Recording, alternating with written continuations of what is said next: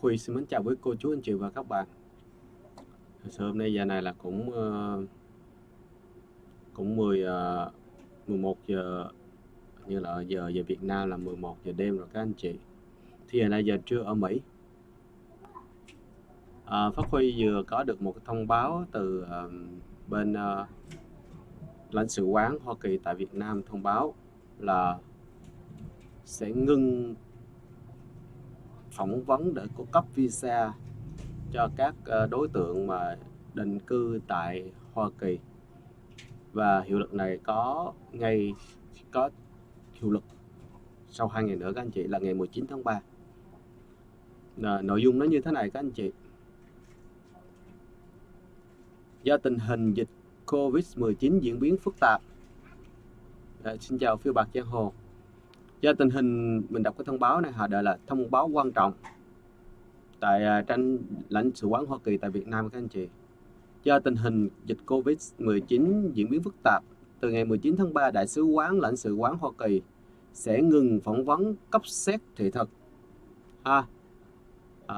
Rồi chào Ngọc xe ôm nha. Rồi toàn bộ lịch hẹn từ ngày 19 tháng 3 ngừng luôn các anh chị ha. Và toàn bộ lịch ngừng cung cấp lịch hẹn trở đi là từ ngày 19 tháng 3 sẽ hủy. Vậy thì nó có hai ý. Thứ nhất là sẽ ngừng phỏng vấn cấp xét thị thực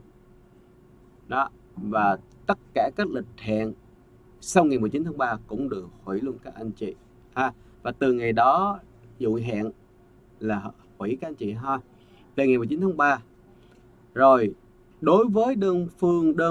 đơn xin thị thực không định cư thì chúng tôi sẽ mở lịch hẹn, là nghĩa là mình đi du lịch đồ các anh chị, là mình có việc gì đó, mình đi công tác gì đó, có nghĩa là mình xin visa để mình đi công tác theo gì đó, thì này nhá, chúng tôi sẽ mở lịch hẹn mới ngay khi có thể. Có nghĩa là ngày 19 tháng 3 này cũng đi visa vì bất cứ lý do gì thì nếu dụ như đi theo, dù tôi đi công tác, tôi đi du lịch, thì cũng sẽ là mở, nếu cũng sẽ ngưng luôn các anh chị, và sẽ mở vào một ngày nào đó mà vui lòng thường xuyên kiểm tra. Thì họ đưa link cái trang web là ustraveldoc.com.vn các anh chị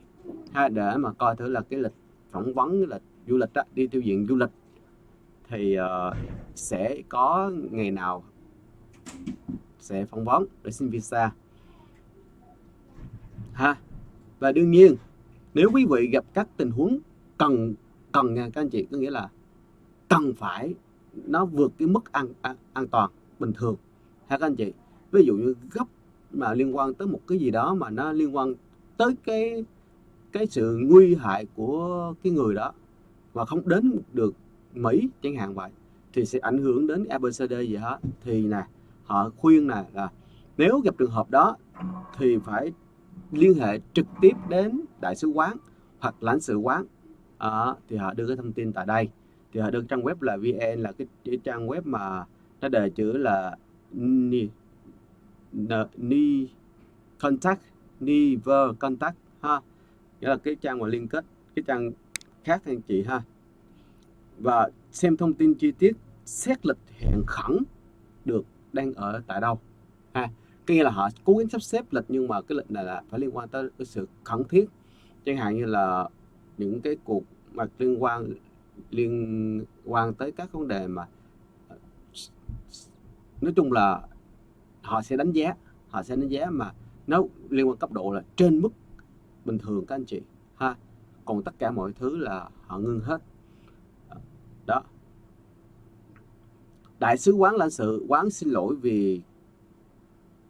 cáo lỗi vì sẽ sớm xin lỗi và sẽ sớm trở lại hoạt động bình thường ngay khi có thể, và đương nhiên họ không có báo gì nữa các anh chị. Đồng nghĩa với cái việc là ở đây ngưng là sẽ không có, gọi là không biết tới ngày nào luôn thì cái này là cũng là một cái tin mà không hay đến cho những anh chị nào mà đang có cái lịch phỏng vấn để xin visa định cư. Và đương nhiên chắc chắn thì theo với cái diễn tiến phức tạp như thế này, tình hình phức tạp hiện tại như thế này các anh chị,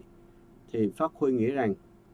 là các anh chị nào mà nằm trong cái diện mà để xin đi định cư á, thì nên tìm cho mình một cái công việc, hoặc là phải có kế hoạch B các anh chị, phải có kế hoạch B nha, phải có kế hoạch B để mà dự phòng. Và chắc chắn rồi, không thể dự phòng nữa, cái này là kế hoạch B cho thời gian chờ đợi ha, cho thời gian chờ đợi và rất mong là sẽ sớm mở trở lại cái lịch hẹn cấp visa các anh chị. Đó. Trông có vẻ là thường nếu mà cái này á, là Pháp khuyên nghĩ rằng là có thể là đúng, tại vì nước Mỹ đang tổ chức ở một cái tình trạng là được thông báo mức nguy hiểm các anh chị, cho nên tất cả các vấn đề mà liên quan tới việc mà xuất nhập cảnh, nó cũng là một cái để mà quyết định được cái sự mà an toàn cho quốc gia, cho một quốc gia bây giờ. Các anh chị cũng thấy rồi đó, trong thời gian vừa qua thì chúng ta thấy rồi, ngay cả bây giờ là Tây Ban Nha, rồi Iran ha, rồi Ý là những nước giờ đang nổi cộm nhất về vấn đề tốc độ lây lan của cái em 18 cộng này các anh chị. Em này đúng là cái gì mà 18 cộng thì nó nguy hiểm lắm, mà giống như trong hồi mình học về học tin học á, mà 18 cộng á là nó cứ từng bậc các anh chị, nó step đó. 18 cộng có nghĩa là cứ một step đó là cộng bậc, và các anh chị sẽ coi sẽ có như vừa rồi cũng sẽ có virus biến thể đó. Thì các anh chị thấy rồi đó, nhà đã thông báo ở 18 cộng 18 cộng 1, 18 cộng 2 đó, thì chính là nó cũng em này ra chứ đâu mà nó biến thể tùm lum hết các anh chị. Cho 18 cộng là nguy hiểm lắm đó. Và đương nhiên Mỹ cũng đang thực hiện các bước cứu trợ cần thiết đó, nếu mà có vấn đề. Rồi nói chung là có rất nhiều thông tin mà bây giờ mình cũng không biết như thế nào, tại vì có bạn thì nói, nhưng mà có người nói thì họ ngủ mơ họ thấy đó. Thì nói chung là với cái tình hình tài chính và cái tình hình thực trạng bây giờ,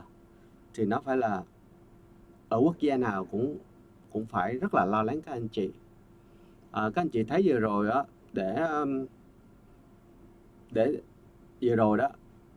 tình hình chung của thế giới là mặc dù cái em này á, nó xuất hiện ra cùng cái thời điểm mà vấn đề là sản lượng dầu nó không được gọi là cái thỏa ước về sản xuất sản lượng dầu á, giữa các nước Ả Rập, khối Ả Rập với những cái nước khác, có một cái là không được đạt thỏa thuận, cho nên sản lượng dầu nó lại bị tuột xuống, giảm giá tới 30%. Về mặt kinh tế thì phải nói rằng là đây là thông tin đáng vui cho bà con nông dân, cho và gọi là những người mà gọi là xài cái này. Nhưng mà nó cũng cho thấy rằng là kéo theo cái sự khủng hoảng kinh tế, có thể sẽ xảy ra sự khủng hoảng kinh tế sắp tới các anh chị. Và đương nhiên một loạt các cái thứ mà bây giờ các anh chị thấy đang tình trạng tiền tệ, chứng khoán rồi đó các anh chị cũng đã thay đổi. Và đương nhiên là các cái sàn chứng khoán trong thời gian vài ngày trở lại đây là đỏ sàn hết các anh chị. Để cho thấy rằng là có một cái gì đó nó đang làm gọi là từ gì thay đổi và sẽ gây ra các cái vấn nạn của nền kinh tế, cũng như các vấn nạn khác từ cái dịch bệnh này các anh chị. Tổ chức Thế giới đã công bố là đại dịch thì nó phải mang một cái tầm phải nói là có sự ảnh hưởng rất lớn trên toàn cầu các anh chị. Và điều này sẽ là một trong những cái mà chúng ta cần phải cẩn thận ha. Thì cái này là trước tiên là xin các anh chị nào được đã nộp đơn để xin hồ sơ đã mở, hẹn ngày 19 tháng 3 này để phỏng vấn để xin visa các anh chị. Thì các anh chị phải cố gắng tìm một cái công việc để mà tiếp tục, chứ không phải là thường những người mà xin visa các anh chị thường sẽ có tâm lý là sẽ đạt, cho nên là thường sẽ không có bán nhà, rồi thường sẽ bán nhà rồi bán tất cả, rồi các công việc của mình đời sống hàng ngày nó sẽ bị đình trệ, vì họ nghĩ rằng là sắp tới còn 2-3 ngày nữa. Thường phỏng vấn là đa số là ít khi mà rớt lắm các anh chị đó. Cho nên là, và có cái mẹo nữa, cho nên là thường phỏng vấn thì mình thấy là ít khi mà người nào bị 2-3 lần các anh chị, ít khi phỏng vấn được 2-3 lần, nộp đơn 2-3 lần phải trả đình chỉ hết. Nhưng mà cho tới bây giờ thì đã có chính thức rồi. Ở việc cancel này thì Pháp Huy cho rằng là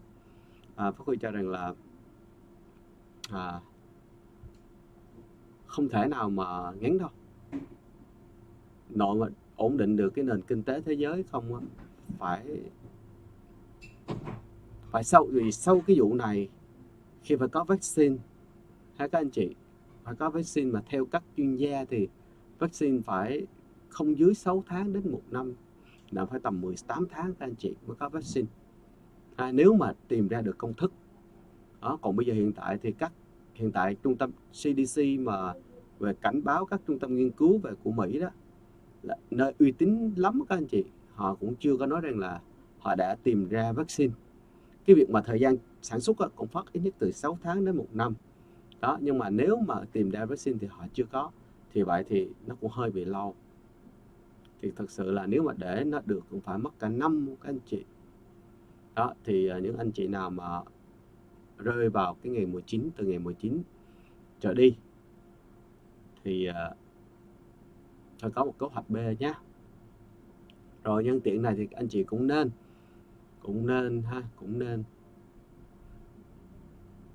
bảo vệ cho mình. Vì để có một sự rõ ràng và có một cái gọi là cái liều thuốc chữa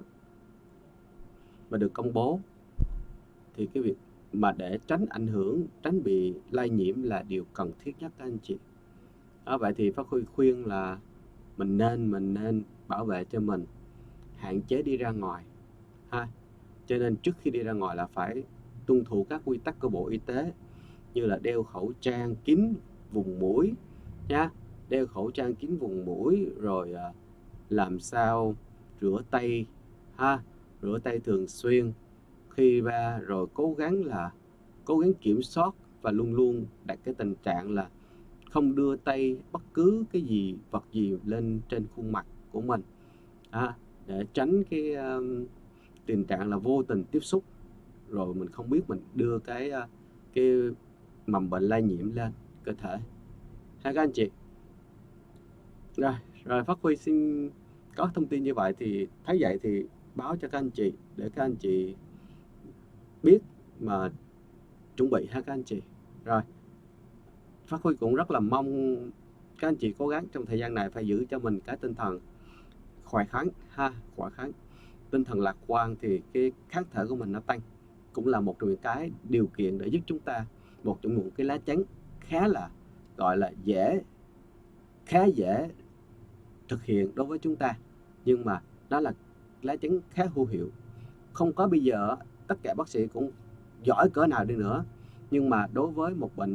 một bệnh nhân mà có đề kháng thấp thì cũng phải bó tay các anh chị. Và đương nhiên các anh chị thấy rồi, đã chứng minh ở tại Ý bây giờ bác sĩ rất là đau lòng các anh chị, vì đơn giản là họ phải chọn ai có sức đề kháng tốt thì họ mới cứu, còn những người khác thì nếu mà đề kháng không tốt, có tiền sử về bệnh phổi hay bất cứ gì đó mà họ cảm thấy rằng là không có khả năng, thì ưu tiên cái quyền dành cho cái việc được người quyền cứu trước là những người có cơ hội họ có. Đó là đau lòng của các anh chị, chưa bao giờ thấy như vậy. Cho nên rõ ràng cái lá chắn đó là lá chắn cũng rút cuộc là có rất nhiều lá chắn, nhưng mà lá chắn mà chúng ta chính là cái tư duy của chúng ta, cái suy nghĩ của chúng ta, nó sẽ giúp chúng ta. Vậy chúng ta cùng gửi những tín hiệu tư duy lạc quan và cầu mong.